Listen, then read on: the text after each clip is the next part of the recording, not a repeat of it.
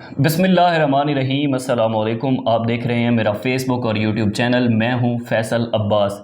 नाजरीन, आज बात करेंगे 3 टॉपिक्स पर, और हमारे पास जो 3 टॉपिक हैं उनमें सबसे पहले ये है कि जो नैब के अंदर जो तरमीमी बिल कसरत राय से मंजूर किया गया है उसमें क्या क्या चीज़ें शामिल हैं, यानी कि नैब के अंदर क्या क्या मज़ीद तरमीम उसमें की गई है।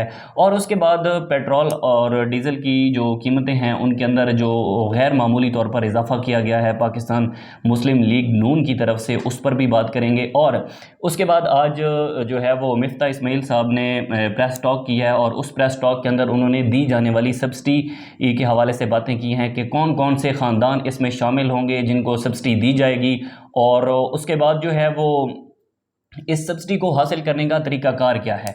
सबसे पहले बात करते हैं कि कौमी असम्बली के अंदर जो नैब के अंदर ऑर्डिनेंस जो उसके अंदर तरमीम की गई है उसमें क्या क्या चीज़ें शामिल हैं। सबसे पहली जो तरमीम की गई है वो ये है कि झूठा रेफरेंस दायर करने पर 5 साल की सज़ा होगी, और उसके बाद जो गिरफ्तारी है, गिरफ्तारी से कबल नैब की जानिब से शवाहिद यकीनी बनाना होंगे, यानी कि पहले गिरफ्तारी नहीं होगी, पहले नैब की तरफ से जो है वो शवाहिद यकीनी बनाए जाएंगे, और उसके बाद जाके जो है वो उस बंदे की गिरफ्तारी होगी। और अगर किसी ने जो है वो झूठा रेफरेंस उसमें दायर किया है तो उसमें उसको जो है वो 5 साल की सज़ा सुनाई जाएगी। उसके बाद जो दूसरे नंबर पर तरमीम की गई है वो ये है कि रेगुलेटरी इदारों के फैसलों के ख़िलाफ़ नैब कार्रवाई नहीं कर सकेगी। तो ये सारी चीज़ें मैं आपको पहले तो बताता हूँ कि हैं क्या, उसके बाद बताएंगे कि इसमें जो है इस हुकूमत यानी कि पाकिस्तान मुस्लिम लीग नून का किरदार क्या है। रेगुलेटरी इदारों के फैसलों के ख़िलाफ़ नैब कार्रवाई नहीं कर सकेगी, और तरक्याती मनसूबों में बेकायदगी नैब के दायरे में नहीं आएगी। यानी कि जितने भी पाकिस्तान के अंदर मनसूबे चलाए जा रहे होंगे उनमें अगर किसी किस्म की कोई बेज़ाब्तगी हुई है, कोई बेकायदगी हुई है, या जो जितने भी ठेकेदार हैं उन्होंने किसी किस्म का कोई पैसा उसमें खाया है या लूट मार हुई है, तो वो नैब के दायरा कार में नहीं आएगी। उसके बाद नैब को मुल्क में बदउनवानी के ख़िलाफ़ इक़दामात के जो है वो एक सरखील इदारे की हैसियत है। अच्छा, ये इदारा खुद को जो है वो इदारा बनने से लेकर आज तक खुद को जो है वो सियासी असर व रसूख से बाहर नहीं कर सका। मतलब कि जो भी बंदा आया, जो भी हुकूमत आई, उसने नैब को अपने मुताबिक चलाया, अपने उसने उसमें जो है उसने ऑर्डिनेंस की, उसमें तरमीम की, और उसने जो है वो अपना ही हिसाब किताब रखा। नवंबर 1999 से अब तक जो करप्शन परसेप्शन इंडेक्स है उसमें इस हकीकत को वाज़ेह करता है कि कौमी एहतसाब ब्यूरो के क़याम के बाद के बरसों में मुल्क में बदउनवानी में जो है वो इजाफे का रुझान हुआ है, यानी कि बदउनवानी मुल्क में ज़्यादा हुई है। 1999 में पाकिस्तान का करप्शन इंडेक्स रैंक 87 और स्कोर 2.2 था, जबकि 2021 में पाकिस्तान का रैंक 140 और स्कोर 28 पर पहुंच चुका था। यानी कि यहाँ से आप अंदाज़ा लगा सकते हैं कि किस तरह से करप्शन परसेप्शन इंडेक्स के अंदर कौमी एहतसाब ब्यूरो नैब की जो मतलब इसमें करप्शन में इजाफा हुआ है, इस इदारे ने आज तक किसी किस्म का इसमें कोई किरदार अदा नहीं किया।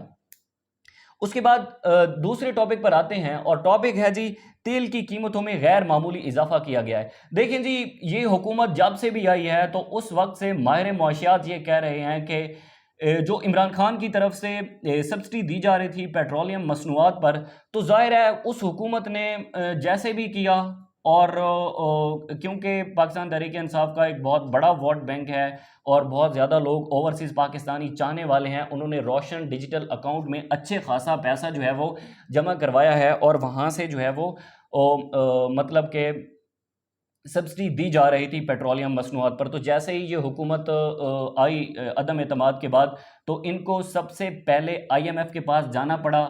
मिफ्ता इस्माइल साहब कहते थे कि जी इमरान खान IMF के आगे लेट गया है, लेकिन इस हुकूमत के आते ही पहले हफ्ते में मिफ्ता इस्माइल साहब IMF के साथ मीटिंग कर रहे थे, और IMF ने पहली शर्त यही रखी थी कि अगर अगर जो है वो आप IMF की किस्त लेना चाहते हैं तो फिर आपको जो है वो पेट्रोलियम मसनूआत में दी गई सब्सिडी ख़त्म करना होगी। तो जब मिफ्ता इस्माइल साहब उधर वाशिंगटन में मीटिंग कर रहे थे तो उन्होंने एक वहीं से एक टॉक शो के अंदर कहा कि जी आईएमएफ नहीं चाहता कि पेट्रोलियम मसनूआत के अंदर इजाफा हो, या आईएमएफ नहीं चाहता कि पाकिस्तान की जो आवाम है उसको मज़ीद मुश्किलात का सामना हो। लेकिन अब आप देख सकते हैं कि आईएमएफ का जो एक शर्त है वो यही थी कि आप पेट्रोलियम मसनूआत की कीमतों में इजाफा करें, लोगों को जितनी भी सब्सिडी दी जा रही है उसको ख़त्म करें, और उसके बाद आपको जो है वो आईएमएफ की तरफ से जो किस्त है वो दी जाएगी। अच्छा, अब बात ये है कि पेट्रोलियम मसनूआत के अंदर यानी कि 30 रुपए पर लीटर इजाफा तो कर लिया गया है, लेकिन इसका असर जो अवाम पर पड़ा है उसको हल करने के लिए अभी तक हुकूमत के पास कोई भी मनसूबा बंदी नहीं है।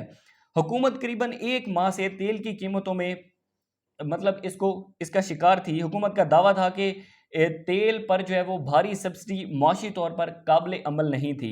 वज़ीर ख़जाना का इस्तदलाल अपनी जगह, मगर इसमें कोई शक नहीं कि पेट्रोल और डीज़ल की कीमतों में 30 रुपये फ़ी लीटर इजाफा मौजूदा तबाहकुन महंगाई में मज़ीद क़यामत खेज़ तेज़ी लाएगा।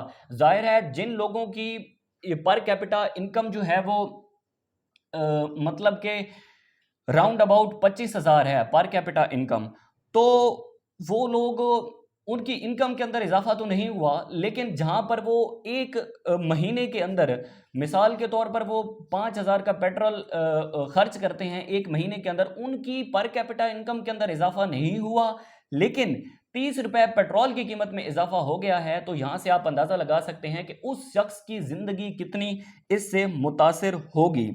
उसके बाद जनाब आईएमएफ की और भी शराइत हैं। इसमें ये एक बात अंडरस्टूड है कि हुकूमत को आने वाले दिनों में मज़ीद पेट्रोलियम मसनूआत की कीमतों में जो है वो रद्दोबदल करना पड़ेगी, पेट्रोलियम मसनूआत की कीमतों में इजाफा करना पड़ेगा। अच्छा जी, ये तो अब आगे आने वाले दिन ही बताएंगे कि मिफ्ता इस्माइल साहब इसके लिए क्या मनसूबाबंदी करते हैं, या ये हुकूमत इसके लिए क्या मनसूबाबंदी करती है। आज जी मिफ्ता इस्माइल साहब वज़ीर ख़जाना जो हमारे हैं, उन्होंने प्रेस टॉक की है, और प्रेस टॉक के अंदर उन्होंने एक ज़बरदस्त किस्म की सब्सिडी का ऐलान भी किया है। तो वो सब्सिडी जो है वो कौन कौन से ख़ानदान उसके लिए अहल हैं, कौन कौन से ख़ानदान वो सब्सिडी ले सकते हैं।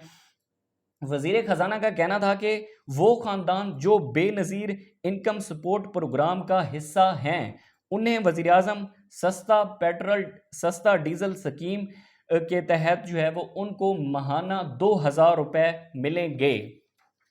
अब बात यह है कि ये 2,000 रुपये जो है वो होंगे किन किन लोगों के लिए, और उनका जो है वो लोगों की ज़िंदगी पर क्या असर पड़ेगा। अच्छा जी, इसमें होना ये है कि 786 पर आपने अपने मोबाइल नंबर से अपना आईडी कार्ड जो है वो मैसेज करना है, और वो मैसेज करने के बाद आपको बता देंगे कि क्या आप इस सब्सिडी के अहल हैं या नहीं हैं। आने वाले दिनों के अंदर देखते हैं कि ये हुकूमत जो है वो आवाम को क्या रिलीफ दे सकती है। नेक्स्ट वीडियो तक मुझे दीजिए इजाज़त। अल्लाह हाफ़िज़।